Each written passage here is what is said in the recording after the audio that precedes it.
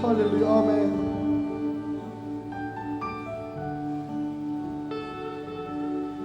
God's on the Lord,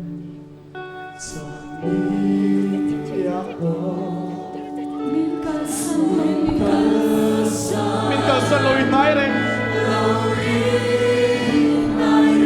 do tu la ka min humin Hallelujah ka ta do ka ni bo sai chi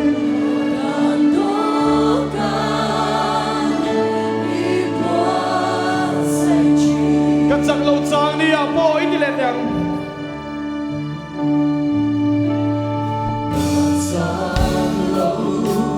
Isua châu phổ ca sang mo Isua châu phổ ca sang Min cần sân lâu lâu po Ki nói đây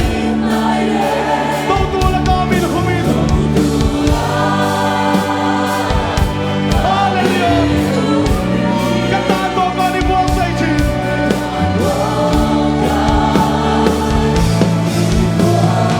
Các khăn chê các ta đi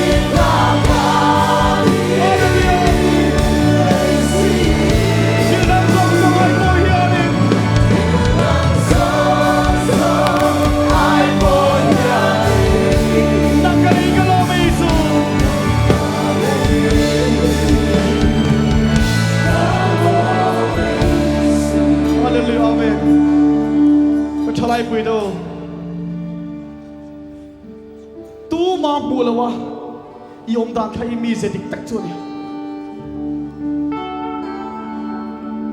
kan rama hian a hu ho that mai tok lawa mani chawa isua sui tu ni angai ni mal tak ngam ring tu thalai mi hoi sem exam ya ong chau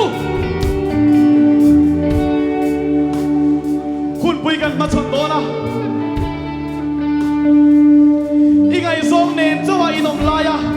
inom tan kha in ni na dik tak chuni tunge iswa wa thiang lim ngam hallelujah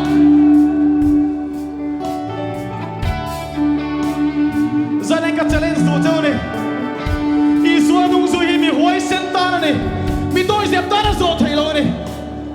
khovel ka san ngam te ta na ni chu chu thalai hoi sen ingam em